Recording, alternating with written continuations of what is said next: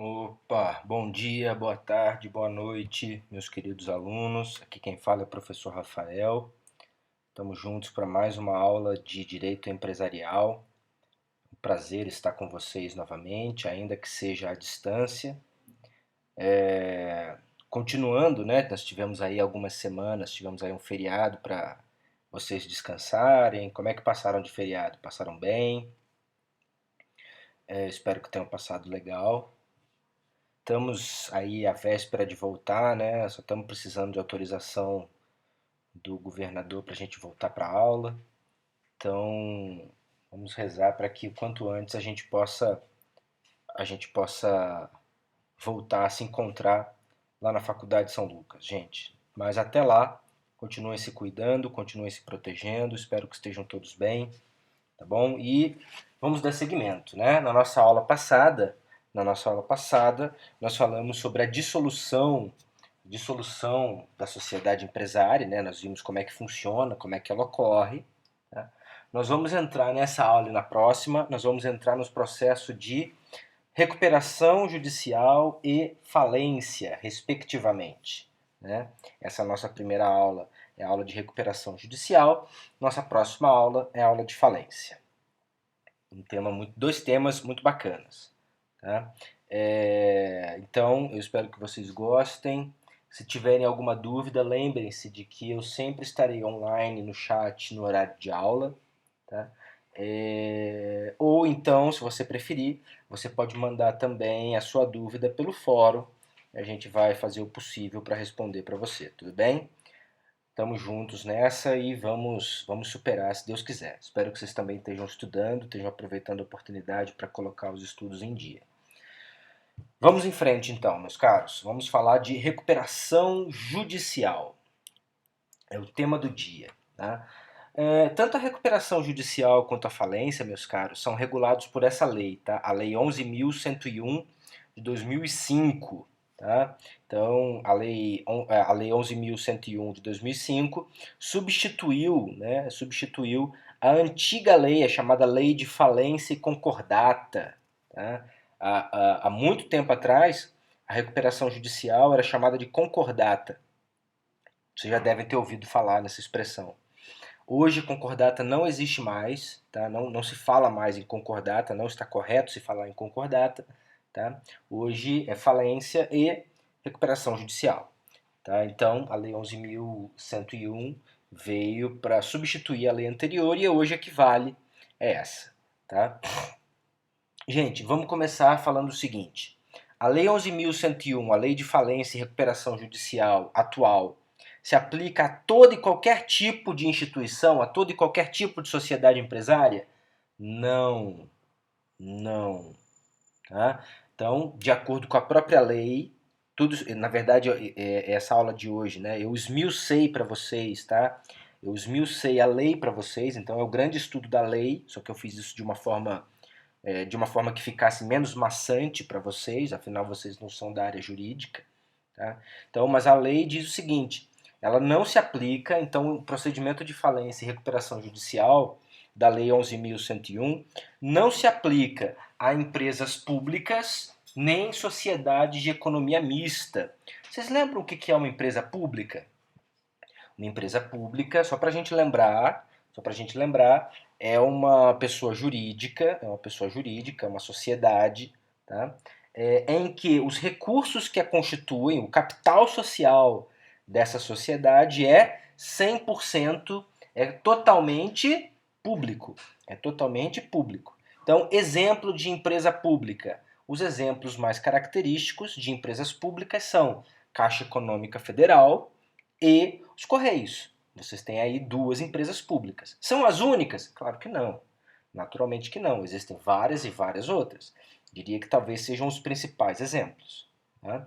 Sociedade de economia mista. Sociedade de economia mista é um outro tipo de sociedade, é uma outra pessoa jurídica em que o seu capital é misto, daí o nome. Né? O capital social da sociedade de economia mista mistura ao mesmo tempo capital público e capital privado, dinheiro público e dinheiro privado. Só que você tem que lembrar que na sociedade de economia mista, quem tem a maioria do capital? quem detém a maioria do capital social? É sempre poder público. Então, a sociedade de economia mista, o capital social sempre será, da maior parte, será público. Tá? Então, a iniciativa privada pode ter o quê? Pode ter 49,999%, mas pelo menos 50,001%, né, a maior parte, né, 50,00001% tem que ser público. Tá? Então, você tem ao mesmo tempo capital público e capital particular. Maiores exemplos, né, os grandes maiores exemplos aí de sociedade de economia mista são o Banco do Brasil e a Caixa e a Petrobras, né, o Banco do Brasil e a Petrobras. São os únicos? Claro que não. Existem vários outros. São os principais exemplos. Tá? Então não se aplica nem a empresas públicas, nem sociedades de economia mista, tá, que são órgãos. Tanto a empresa pública quanto a sociedade de economia mista são vinculados à administração pública, ao poder público. Né? O poder público é controlador das duas. E, né, instituições financeiras, cooperativas de crédito, consórcios, entidades de previdência complementar, operadoras de plano de saúde e mais algumas outras. Então, instituições financeiras são os bancos, né? Bancos, cooperativas de crédito, consórcio, né? Sabe o que é consórcio? As entidades de previdência complementar, entidade de previdência complementar, ou seja, você pode ter uma previdência complementar, né, complementar àquela do INSS, as operadoras de plano de saúde, Amil, Unimed, etc., e algumas outras. Tá? Então, para essas, não se aplica. Tá? A lei de falência e recuperação judicial não se aplica. Gente, então, para que existe essa lei? Existem, né, nós estamos passando por isso atualmente, momentos de crise. Momentos de crise. Crise econômica, crise financeira, crise patrimonial. Né? Você tem, com uma certa periodicidade, você tem momentos de crise. Às vezes são momentos de crise generalizada, que é o caso, né? É o nosso caso atual. É uma crise generalizada, ou seja, todo mundo, né, todas as pessoas estão passando por esse momento. Às vezes você tem uma crise que é só daquela instituição, ou seja, a economia, o mercado vai bem, mas aquela instituição, aquela pessoa jurídica propriamente dita, está vivendo um momento de crise. E é claro, né, a crise ela importa em danos, como vocês têm observado. Né? A crise, o momento de crise, ele implica em danos. O que é dano? Prejuízo. Né? Prejuízo para várias pessoas. Tá? Exemplos, eu coloquei aqui, né? Por exemplo, os investidores, aquelas pessoas que entraram com dinheiro na expectativa de obter dividendos, né? De obter lucro com a sua participação. Os credores, que são aqueles que prestaram serviço e agora esperam, né, a remuneração. Os trabalhadores, as pessoas que prestaram, né, força de trabalho, né, os empregados, e agora precisam receber. Né? O fisco, a própria fazenda pública, né? O fisco de Taubaté, o fisco de Caçapava, o fisco de São José dos Campos, ou o fisco do estado de São Paulo, ou mesmo, né, a Fazenda Nacional, né? O fisco do Estado brasileiro. Os consumidores, todo mundo sofre. Né? Várias pessoas dentro da cadeia de consumo, né, dentro de uma cadeia de produção, podem sofrer num momento de crise. Né? E o que nós queremos, e a Lei 11.101 veio justamente para minorar os efeitos da crise decorrente da falência e da recuperação judicial. Gente, vamos pensar. Se você está cogitando em falência ou recuperação judicial, uma coisa é óbvia. Aquela sociedade, aquela empresa, ela já não tem mais dinheiro para pagar todo mundo. Porque vamos conversar, né? Vamos combinar. Se ela deve todo mundo, se ela deve empregados, se ela deve o fisco, se ela deve fornecedores, se ela tem que pagar o dividendo dos investidores, e ela consegue pagar todo mundo. Se ela ficou no 0 a 0, ainda que ela tenha ficado no 0 a 0, ela cumpriu com todas as suas obrigações, certo? Alguém tem mais alguma coisa a exigir dela? Não, ela pagou todo mundo, né? Ela pagou todo mundo, teoricamente ela cumpriu com as suas obrigações, ainda que ela tenha ficado no 0 a 0. Né? Agora, quando que você fala em falência? Quando você fala em recuperação judicial? É quando não tem para todo mundo. Quando alguém vai ficar sem receber. Alguém vai ficar sem receber. Tá? Então, você não fala em falência e recuperação judicial quando a empresa consegue pagar todo mundo e tudo vai bem. Né? A empresa fala em falência e recuperação judicial quando já se antevê, né? Quando ela já não tem mais para pagar todo mundo, ou já se antevê um momento de crise. Né? Já se antevê um momento de crise, em que aquela empresa não vai ter dinheiro para cumprir com todas as suas obrigações. E aí, meus caros, nós temos aqui os grandes princípios, né, do direito falimentar, do direito que cuida dessa parte de falência e recuperação judicial. Primeiro, talvez o primeiro grande princípio é o chamado princípio da viabilidade da empresa. O que é viabilidade? Viabilidade é fazer algo viável. Né? O direito quer que a empresa funcione pelo máximo de tempo que puder. Né? O direito não quer fechar a empresa, o direito quer fazer todo o possível para que ela continue funcionando. Nós já falamos sobre a função social da empresa. A empresa, né, a sociedade empresária, ela tem uma função social extremamente importante. Qual é a função social da empresa? A função social da empresa é, né, vamos lá, produção de produtos e serviços, né, empregar pessoas, garantir emprego e renda para pessoas e famílias, né, circulação de riqueza, desenvolvimento de métodos e processos, né, geração de tributos. Tá? Então ela tem funções sociais, ela tem uma função social extremamente importante. E o direito não quer acabar com isso, não. A ideia do direito, né, e a Lei 11.101 veio para garantir que aquela empresa eventualmente está em dificuldade, para que ela consiga superar essa dificuldade e que ela continue funcionando. Tá? Então é garantir, né, fazer com que a empresa seja viável. Né, com que ela seja viável, com que ela continue ativa, que ela continue trabalhando, funcionando, empregando pessoas, gerando riqueza, gerando tributos e etc.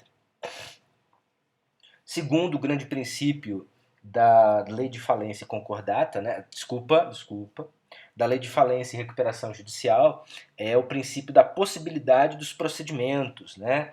Enfim, é fazer tudo o que for possível para que a empresa possa continuar funcionando. Enquanto for possível fazer com que ela continue funcionando, ótimo, é isso que nós vamos fazer. Esse é o papel do direito. Fazer com que a empresa continue funcionando enquanto ela puder funcionar. Tá? Depois, nós temos o princípio da relevância do interesse imediato dos credores. De outro lado, nós temos esse princípio, esse terceiro princípio, que vem dizer que não se pode esquecer que o direito de crédito também é um direito muito importante. O direito de crédito também não pode ser esquecido.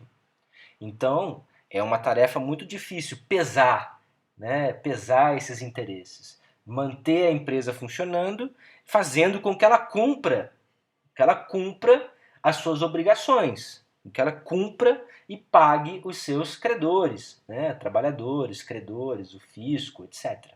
Né? Fazer com que ela cumpra as suas obrigações. E o último princípio, que não é por isso menos importante, é o chamado princípio do par condicio creditório. Tá? Não seria aula de direito se não tivesse um pouquinho de latim, né? Não seria aula de direito se não tivesse o latim. O que é o princípio do par condicio creditório? Gente, vamos pensar aqui numa coisa. A empresa está devendo.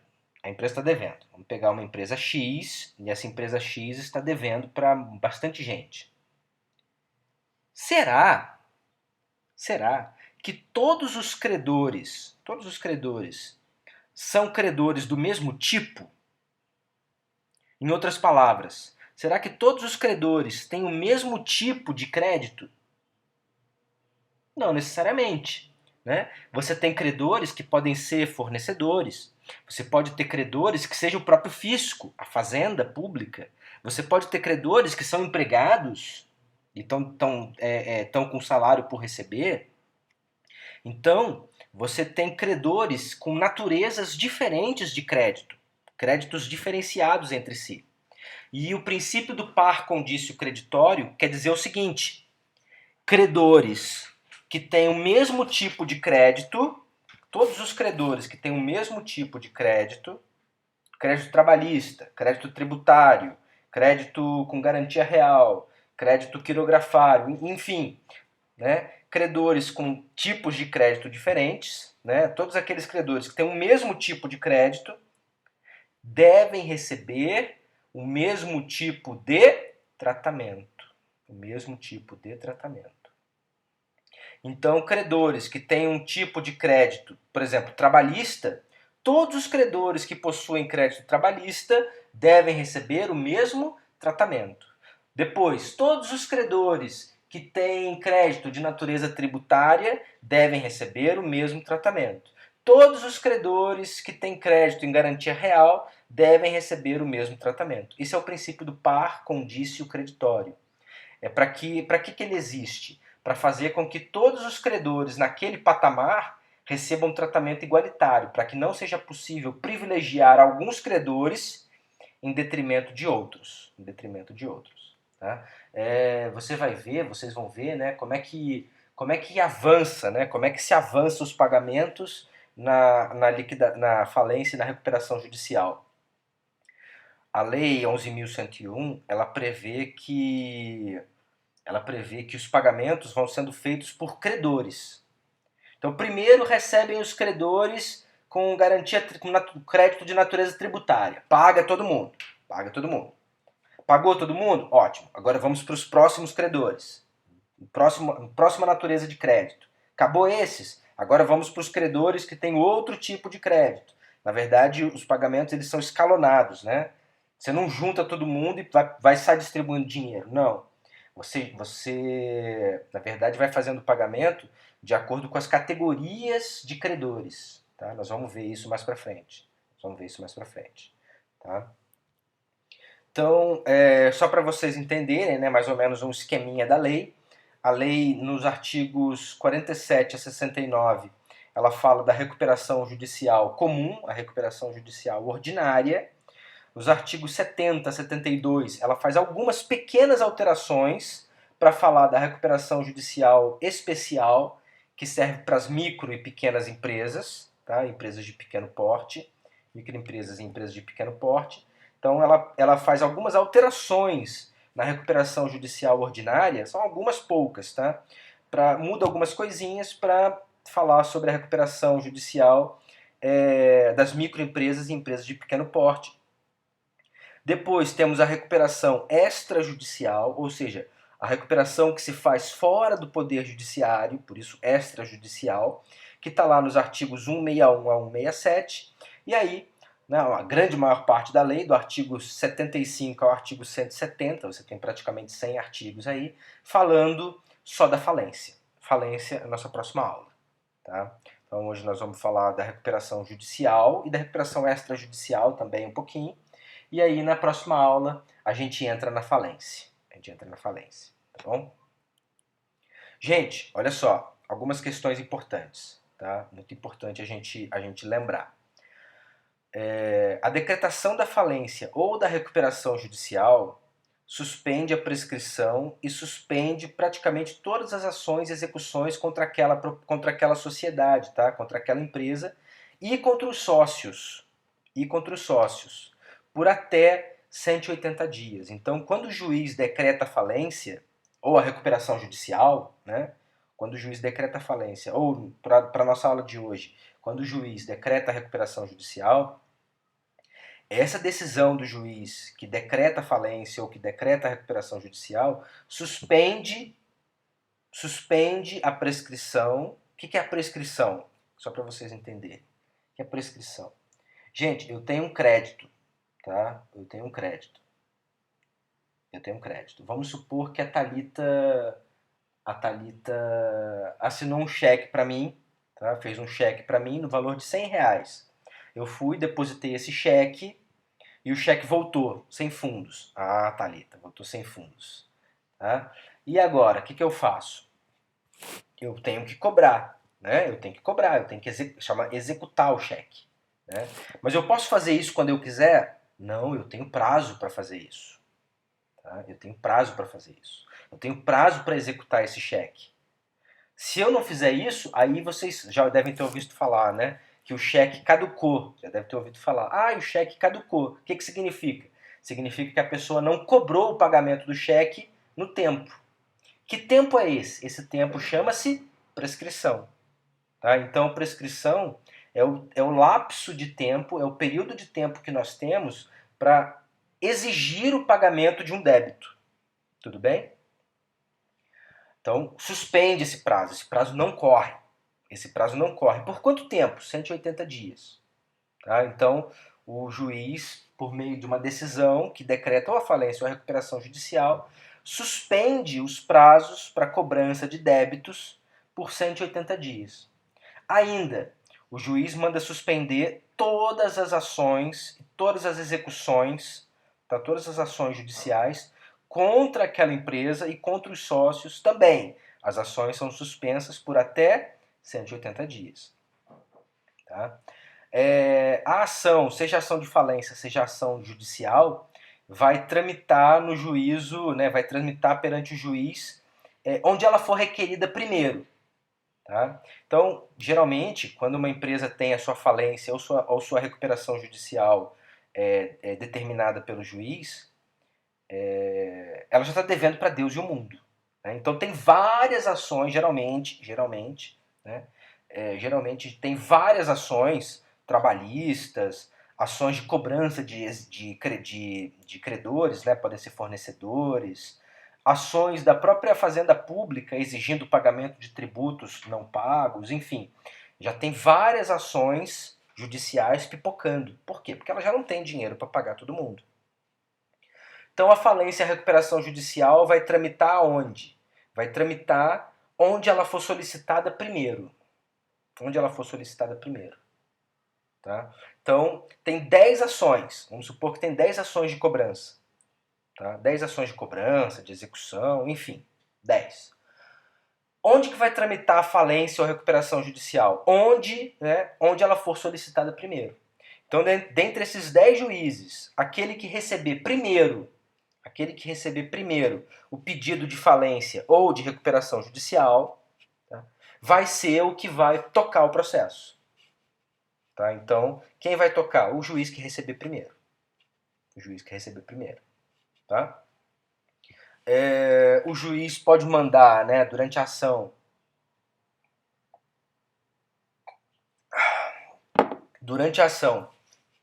o juiz pode mandar que seja reservado um valor, tá? Ou seja, durante o processo de falência ou de recuperação judicial, acabam encontrando ali em nome da empresa, sei lá, um valor de 20 mil reais, 30 mil reais. O juiz pode mandar separar esse valor para eventualmente pagar pagar alguma obrigação, pagar o perito judicial, tá, o administrador judicial. Questão importante. Todas as ações, vocês viram acima, né? Todas as ações e execuções são suspensas por 180 dias. Menos as execuções fiscais, né? As execuções fiscais não paralisam. O que é execução fiscal? O que é execução fiscal? Execução fiscal, meu caro, é o nome da ação judicial em que o poder público, seja ele do município, seja ele do Estado de São Paulo, seja ele da própria União, tá? Em que o poder público exige de alguém o pagamento de tributos que não foram pagos. Tá? Então, as ações chamadas execuções fiscais, que são aquelas, né, em que o poder público exige de alguém pagamento de tributos não pagos, essas não paralisam. E a grande questão, né, a grande diferença, né, uma questão muito diferente nos processos de falência e de recuperação judicial, é que o juiz nomeia, seja na falência, seja na recuperação judicial, nos dois, tá, o juiz nomeia um administrador judicial. O que é o administrador judicial? O administrador judicial é um perito judicial, é alguém de confiança do juiz, é alguém em quem o juiz confia, tá? Alguém em quem o juiz confia. Existe um cadastro no Tribunal de Justiça, no site do Tribunal de Justiça, através do qual você pode se candidatar para ser um administrador judicial. Tá? É bucha, é difícil, não é fácil ser administrador judicial, depois vocês vão ver por quê. Tá? E existem algumas restrições, né? Por exemplo, para você ser administrador judicial, são 5 possibilidades. Ou você é formado em direito, ou você é advogado, ou você é contador, ou você é economista, ou você é administrador, formado em administração, ou é uma pessoa jurídica especializada. Ou é uma pessoa jurídica especializada, é uma pessoa jurídica que é criada só para fazer isso. Tá? Então são 5 possibilidades. Ou você é advogado, ou você é economista, ou você é contador, ou você é administrador, ou você, na verdade não é você, né, mas você cria uma pessoa jurídica, uma sociedade empresária especializada, cujo propósito dela é só fazer isso. Fazer administração judicial em processos de falência, recuperação judicial e etc. Tudo bem? Então, se você atende esses requisitos, você se cadastra num banco de dados lá do Tribunal de Justiça do Estado de São Paulo, tá? E você fica na fila. Eventualmente, se o juiz gostar da sua cara, se o juiz for com a sua cara, ele te nomeia administrador judicial, tá? E aí você vai provar um pedacinho do inferno, né? Mas se você fizer um bom trabalho, o juiz pode te chamar de novo, e aí o juiz, conforme você vai ganhando a confiança do juiz, né, aquele juiz vai te chamando com mais frequência. Nossa, professor, é tão bucha assim? É muito difícil. Então por que as pessoas querem fazer? Porque paga bem, né? Porque paga bem, tá? Paga bem. Não é muito difícil. Nós vamos falar mais sobre a função do administrador judicial. É muito difícil, mas o pagamento é muito atrativo. É muito atrativo, tá? Então, vamos lá. Então, vocês sabem, né, já me conhecem, eu acabo me empolgando, né? E eu falo antes de mostrar aqui no slide, né? Então, gente, vamos lá. Vai começar o processo de recuperação judicial. Alguém pediu a recuperação judicial, tá? O juiz faz o quê? Se o juiz defere, se o juiz autoriza, né, se o juiz concorda, aí ele vai nomear um administrador judicial. Essa é a primeira coisa a fazer, né? Ele vai nomear o administrador judicial. Como vocês veem, o administrador judicial, de acordo com o artigo 22 da Lei 11.101, ele tem que ser advogado, contador, administrador, economista ou uma pessoa jurídica especializada. Todas as funções dele estão lá no artigo 22, tá? Tudo que ele faz no processo. Mas o principal é o seguinte: a partir do momento em que ele nomeou o Juninho como administrador judicial, aí o Juninho tem que assinar um termo de compromisso perante o juiz, tá? E a partir do momento em que ele assinou o termo de compromisso, ele, como administrador judicial, né, agindo em nome do juiz, ele tem, por lei, ele deve ter acesso a todos os livros e documentos fiscais do devedor, daquela empresa devedora. Tá? Então ele tem direito de acessar todos os livros e todos os documentos fiscais do financeiro, da contabilidade, tudo. Tá? Tudo. O que ele vai fazer? Ele vai pegar esses documentos fiscais da contabilidade, do financeiro, tá? Vai verificar os débitos, vai ver o que ela está devendo, né? Ah, está devendo 1.000 para fulano, está devendo 2.000 para cicrano, está devendo aqui 10 funcionários, está devendo fisco, enfim. Vai colocar todos os débitos que ele apontar e ele vai colocar num edital. Ele vai publicar um edital com todos os créditos. Todos os créditos. Tá? Então, ele tem um prazo, né, para verificar esses livros contábeis, ele tem um prazo. Né? Depois ele vai publicar o edital, e aí o que acontece? Os credores vão aparecer no processo. Esse edital é publicado no Diário Oficial, esse edital é publicado em Diário Oficial, é publicado em jornal, enfim, né? E aí os credores começam a aparecer no processo. Tá? E aí os credores, a partir da publicação do edital, os credores têm 15 dias, né, para aparecer no processo, para habilitar o seu crédito, né, para habilitar o seu crédito ou para apresentar divergência. Tá? Habilitar o crédito é o seguinte, ó, o administrador judicial no edital ele não colocou o meu débito, e a empresa me deve 15 mil reais, ó, tá aqui o contrato. Então, ele tem 15 dias, o credor, para ele aparecer no processo, habilitar o seu crédito, tá? Habilitar o seu crédito. Ou seja, ó, o administrador de justiça, o administrador judicial não colocou no edital, mas a empresa também me deve. E aí ele junta documentos comprobatórios, né? Documentos que comprovam efetivamente esse débito. Ou então, os credores vão apresentar divergência, que é o seguinte, né? Que é o seguinte, ó, o meu débito, né, o administrador judicial colocou lá no edital que a empresa me deve 1.000 reais, mas não são 1.000 reais, são 1.500, né, vai apresentar uma divergência de valor. Tá? Então, em 15 dias depois da publicação do edital, os credores vão ou habilitar o seu crédito, caso eles não estejam no edital, ou então apresentar divergência. Tá? Depois disso, o administrador judicial tem 45 dias, aí ele vai publicar um novo edital, um segundo edital, fazendo eventualmente as correções com base nas informações que os credores apresentaram, ou de habilitação de crédito ou de impugnação. Tá? Então ele faz um segundo edital que vai corrigir ali os equívocos do primeiro. Tá? E aí, de novo, os credores vão poder impugnar em até 10 dias. 10 dias. Isso aqui é muito louco, né? Porque o credor é o seguinte, né?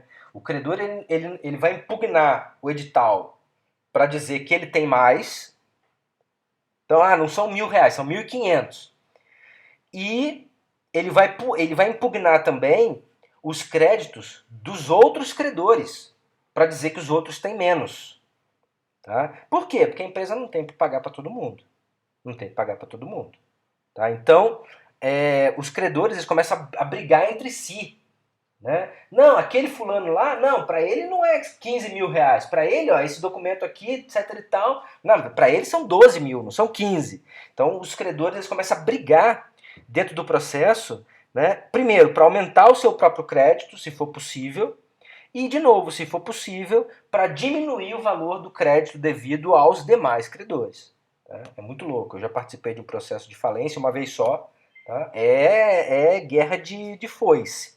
Facas e canivetes para depois do espetáculo. Né? Então, os credores vão poder impugnar a legalidade, né? A legalidade do crédito. Nem todo crédito, né, necessariamente deve ser pago. Tá? Nem todo crédito deve ser pago. Por exemplo, o crédito está prescrito. Tem aquele crédito, só que aquele crédito está prescrito. Não deve pagar. Não precisa pagar. Então tem que tirar aquele crédito. É um exemplo. Tá? Ou então a importância, né, o valor devido.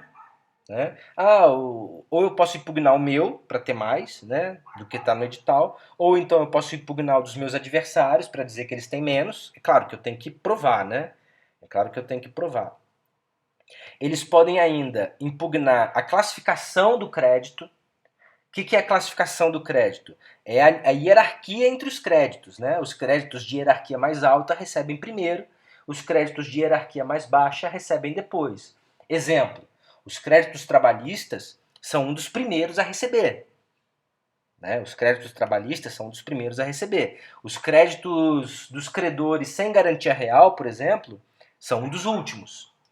Então, o administrador judicial lá no edital, ele colocou o meu crédito como um crédito que está lá embaixo, um crédito sem garantia real, crédito quirografário. Tá? Então eu estou lá embaixo, de acordo com o edital, e eu entro falando, não, o meu crédito não é quirografário, meu crédito é um crédito trabalhista, meu crédito tem que ficar lá em cima, tá? Tem que ficar lá em cima. Ou ainda a ausência de crédito, né? O administrador judicial coloca um crédito lá no edital, mas os credores podem impugnar dizendo que esse crédito não deve ser pago, né? Não deve ser pago. Tá? Então, várias coisas, várias questões podem ser impugnadas, né? Como vocês podem ver, várias coisas podem ser impugnadas. Tá? Não é fácil, é um processo extremamente complicado, é zona porque são muitas pessoas, todo mundo querendo receber e todo mundo já sabendo que não tem para todo mundo, tá? Todo mundo já sabendo que não tem para todos. Então é uma guerra de foice mesmo. Tá? Eu quero botar o meu crédito lá em cima, eu quero diminuir o crédito dos meus adversários, eu quero botar o crédito dos meus adversários lá embaixo na fila, né? Eu quero tentar arranjar um jeito, né? É claro que tudo isso tem que ser provado, né? É claro que você pode impugnar? Pode, mas tem que comprovar que realmente é verdade. Tá? É possível, tá, que os credores formem o chamado Comitê de Credores e Assembleia Geral de Credores. Tá? Então, é possível, a lei dá aos credores permissão para formar o Comitê de Credores e a Assembleia Geral dos Credores. Qual é o papel dessas duas? O papel dessas duas é fiscalizar o trabalho do administrador judicial e fiscalizar o andamento do processo. Tá? O administrador judicial tem que dizer que ele é fiscalizado por todo mundo. Né? Os credores fiscalizam, o devedor fiscaliza, o juiz fiscaliza, o Ministério Público fiscaliza. É bem difícil ser administrador judicial, viu? Não é fácil, como eu disse, né? Não é fácil. Mas o pagamento é bom. O pagamento é bem atrativo. Bom, e aí, gente, o que eu preciso, né, para ter direito à recuperação judicial? Primeiro tem que ser pessoa jurídica. Né? Primeiro tem que ser uma pessoa jurídica. Tá? Não existe recuperação judicial de pessoa física, não existe recuperação judicial de pessoa natural. Tá? Então tem que ser uma pessoa jurídica que deve exercer a sua atividade há mais de 2 anos. Então, aquela atividade empresária que ela exerce, ela deve exercer há mais de 2 anos. Há mais de 2 anos. Os sócios não podem ser falidos. Os sócios não podem ser falidos. Aquela pessoa jurídica não pode ter feito recuperação judicial há pelo menos 5 anos. Não pode ter feito recuperação judicial há pelo menos 5 anos. Então não é assim, a cada ano eu entro em recuperação judicial. Não, não é assim. Tá? Então eu tenho que ter passado 5 anos sem ter precisado de recuperação judicial. Tá? E não pode ter sido condenado pelos crimes previstos lá na Lei 11.101. São chamados crimes falimentares. Tá? Os crimes decorrentes, os crimes que ocorrem ao longo do processo de falência ou de recuperação judicial. Né? Por exemplo, sumir com os livros fiscais para não deixar o administrador judicial ver. É um exemplo de crime? Opa, é um exemplo de crime. Sumir com bens para pagar os credores. Sumir com bens. Pego lá, eu sou sócio da empresa, eu entro lá, tiro os computadores de lá, vendo, sumo com dinheiro. É crime? É crime no processo de falência. Tá? Então, não pode ter sido condenado pelos crimes falimentares. Tá? E ainda, né, o pedido de recuperação judicial tem que englobar, tem que envolver todos os débitos na época do pedido. Tá? Todos os débitos na época do pedido, isso é importante. Então aí eu coloquei para vocês, né? Eu coloquei para vocês alguns exemplos de recuperação judicial, tá? Então existem formas simples e existem formas bem complexas de fazer recuperação judicial, tá? Então um exemplo bem simples: concessão de prazo e condições especiais de pagamento. Então os credores negociam com a devedora, com aquela empresa devedora, e oferecem para ela, né, um parcelamento estendido, tira juros, diminui juros, enfim, dá um desconto, né? E aí ela consegue aquele débito que ela antes não conseguia pagar, ela passa a conseguir. né, graças a algumas condições especiais de pagamento, ela passa a conseguir, então morreu. Outro exemplo, né, a fusão, a cisão, a incorporação daquela empresa, ou ainda cessão de cotas ou de ações, né, cessão de cotas, permitir que entre alguém na empresa que tenha dinheiro, né, injetando dinheiro na empresa, para que ela possa quitar suas obrigações, enfim, né, ser fundida, né, se fundir com uma outra empresa que assuma aí os cargos, que assuma os débitos, ou ser incorporada por uma outra empresa, uma empresa que tem dinheiro para pagar essas obrigações, tá? Outra, dação em pagamento, né? O que é dação em pagamento? Dação em pagamento significa pagar de forma diferente daquilo que é pactuado. Então, por exemplo, aquela sociedade empresária me deve R$ 1.000. R$ 1.000. Aí chega o administrador judicial e fala assim, ó, Rafael, a empresa não tem R$ 1.000 para te pagar, mas ela tem esse computador aqui, você aceita? Eu aceito. Isso é uma dação em pagamento. Tá? Isso é uma dação em pagamento. Eu tinha que receber o quê? Eu tinha direito de receber em dinheiro. Eu aceitei, eu, credor, aceitei receber em bens, né? Em coisas, em bens. Tá? Então eu recebi em computador, aceitei, dei baixa na dívida, peguei o computador e pronto. Né? A empresa perdeu o bem, perdeu aquele bem foi usado para pagar um débito, mas o débito foi quitado. Né? Outra possibilidade, alteração do controle societário, né? Você permite que chegue alguém com dinheiro, né? Ou substituição dos administradores e órgãos administrativos, geralmente, né? Se não estão fazendo uma boa gestão, se não tem feito uma boa gestão, o administrador judicial pode recomendar substituição dos administradores. Aumento do capital social, né? Quando você aumenta o capital social, você injeta dinheiro naquela sociedade empresária. Então você injeta dinheiro, é possível também. Tá? O trespasse, lembram o que é trespasse? Não vou dizer, hein? Vocês vão procurar. Tá? Vocês vão dizer vocês vão procurar o que é trespasse, nós já falamos sobre isso. Ou ainda o arrendamento do estabelecimento, inclusive a sociedade constituída pelos empregados. Né? Então é possível arrendar, por exemplo, um bem, né, um imóvel da empresa devedora, e esse arrendamento é feito em troca de pagamento, né, de dinheiro, ou então do abatimento da dívida. Então ela abate a dívida fazendo um trespasse, fazendo um arrendamento. Outra possibilidade, né, a possibilidade de renegociação dos salários, da jornada de trabalho, compensação de horários, né, claro, mediante convenção coletiva, tá? Uma administração compartilhada com empresas especializadas, entre outras. Então existem inúmeras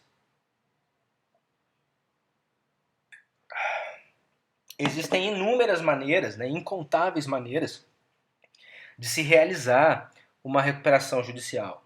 Tá? E são todas essas aqui? Não, aqui são algumas. São algumas. Tá? Existem dezenas, centenas, talvez milhares de maneiras diferentes. Tá? Existem inúmeras maneiras. Tá? Então, assim, não pensem que é só isso, né? A verdade é que eu coloquei alguns exemplos, mas existem incontáveis outros, tá? Gente, a petição inicial, né, quando você entra com o pedido de recuperação judicial, a petição inicial, né, aquela petição inaugural do processo, a primeira, né, ela vai explicar, em primeiro lugar, né, as causas da crise. Então, por que ela não está conseguindo pagar suas obrigações? Né? Por que ela não está conseguindo? Então, as causas da crise. Vai ter que apresentar a demonstração contábil dos últimos 3 exercícios, dos últimos 3 anos. Né?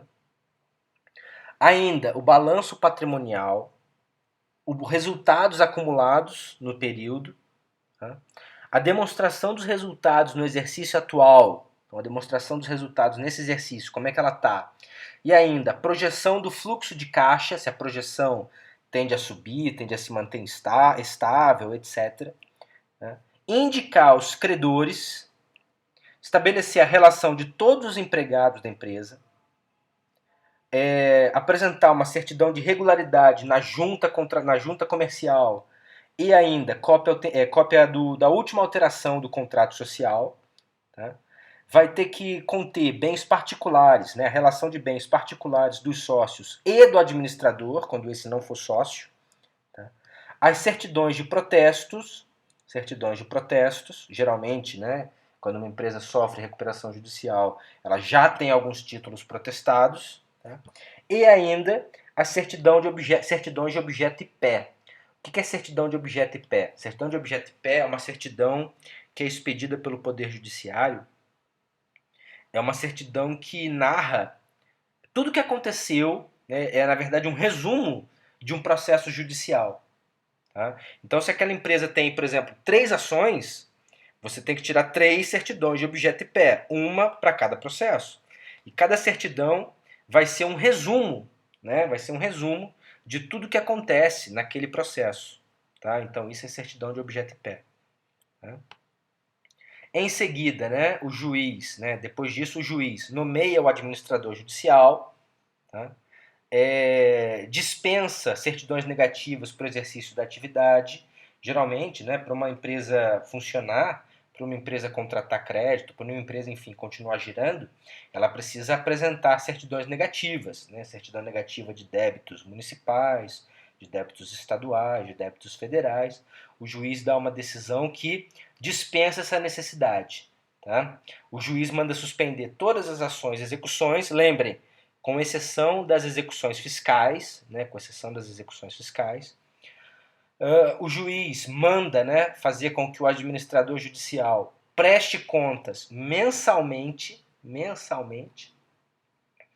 O juiz intima o Ministério Público e as fazendas da União, dos estados e do município, né, para acompanhar o processo e publica o edital, publica aquele primeiro edital, dizendo que a empresa vai passar por recuperação judicial, blá blá blá, já para os credores começarem a se manifestar. Tá? Basicamente é isso que acontece depois da petição inicial. E aí, meus caros, depois, né, nós temos o chamado plano de recuperação judicial. Tá? O plano de recuperação judicial, de acordo com a lei, ele tem que ser apresentado em até 60 dias do deferimento da recuperação. Ou seja, o juiz autorizou a recuperação judicial. A partir do momento, né, a partir do dia em que o juiz autorizou, o administrador judicial tem 60 dias para apresentar o plano de recuperação.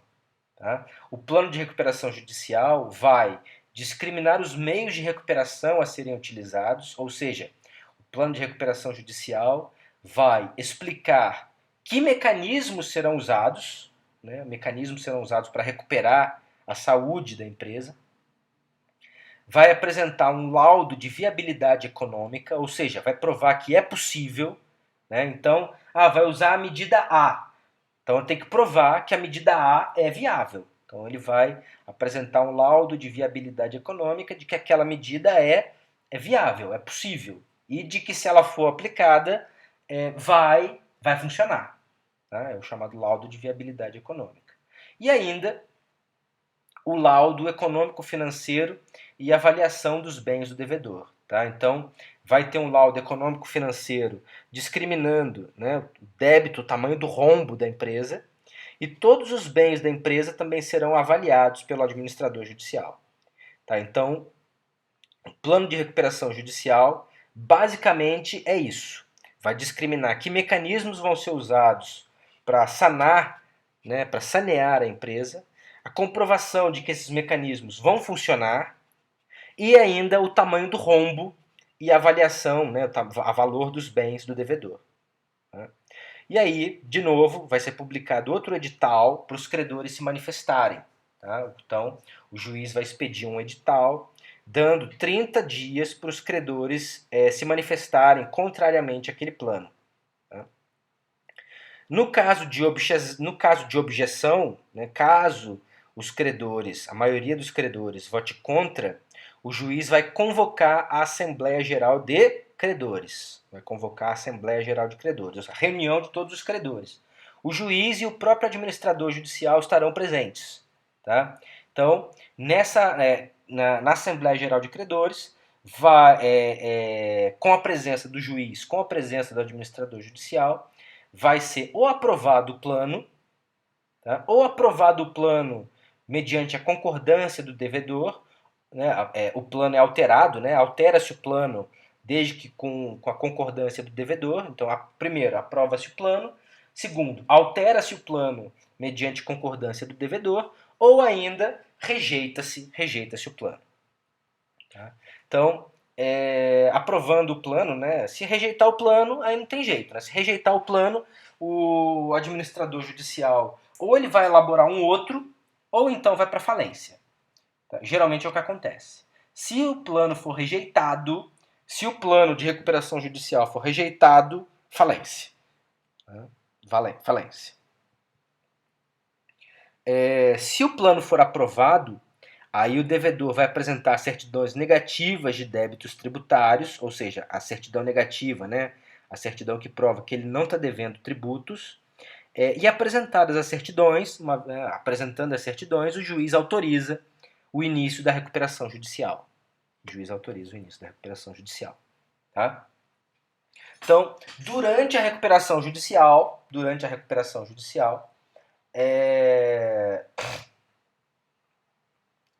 os devedores e os administradores serão mantidos em suas funções, mas vão ser fiscalizados pelo comitê de credores e pelo administrador judicial.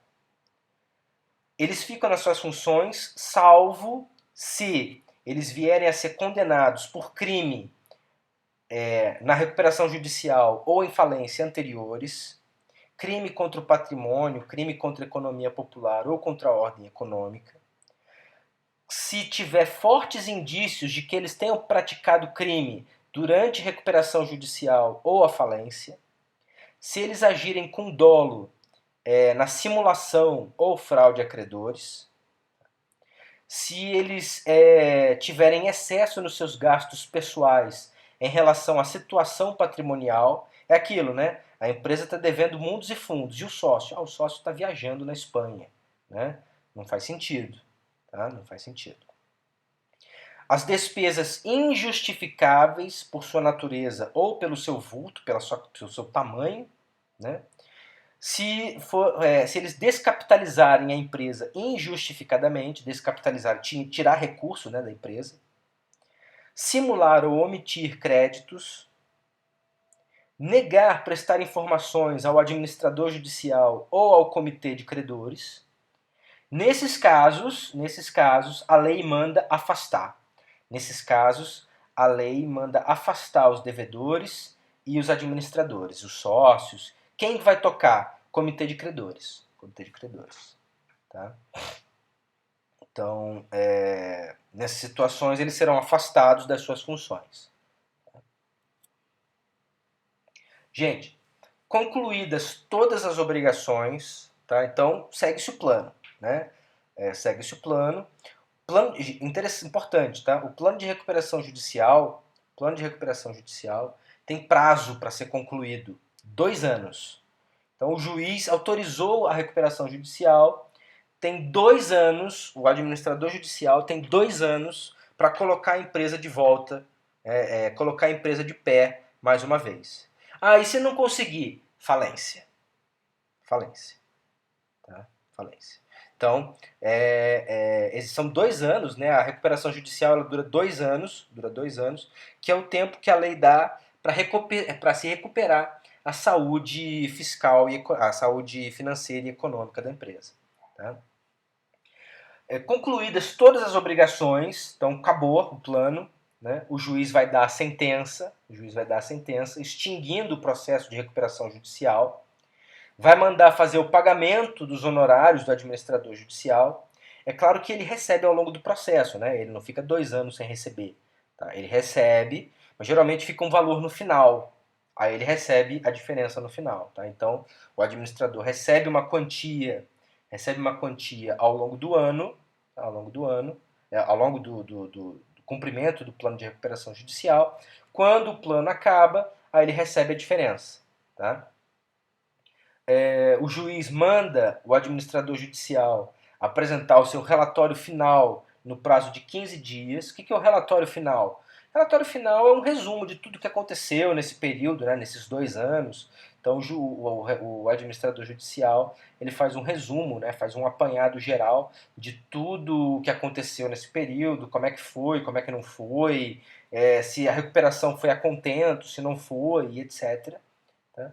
O juiz manda dissolver o comitê de credores. Finalmente, exonera-se o administrador judicial. E, por fim, comunica à junta comercial. Enquanto uma empresa está passando por processo de recuperação judicial, enquanto uma empresa está passando pelo processo de falência, a junta comercial informa lá no site dela, que vocês já viram, né? Quando você busca uma empresa, aparece assim: empresa em recuperação judicial, empresa em processo de falência. Então, fica averbado lá na junta. Fica averbado lá na junta. Tá? É necessário que o juiz comunique à junta comercial para que ela debaixa nesse aviso. Né? Aí a junta vai e retira essa comunicação. Tá? Gente, basicamente é isso que eu tinha para hoje. Tá? É uma aula mais tranquila. Tá? Nós estamos chegando perto do ponto crítico da nossa matéria, que são os títulos de crédito. Mas até lá é bem tranquilo. Tá? Eu espero que vocês tenham entendido. Eu vou estar disponível para dúvidas. Estarei no chat para tirar dúvidas no horário de aula. Estarei no fórum, então estejam lá também, tá bom?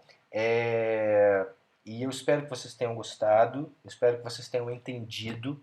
Se quiserem fazer, façam a leitura lá da Lei 11.101, por favor. Acho que vocês não perdem nada, vocês só ganham.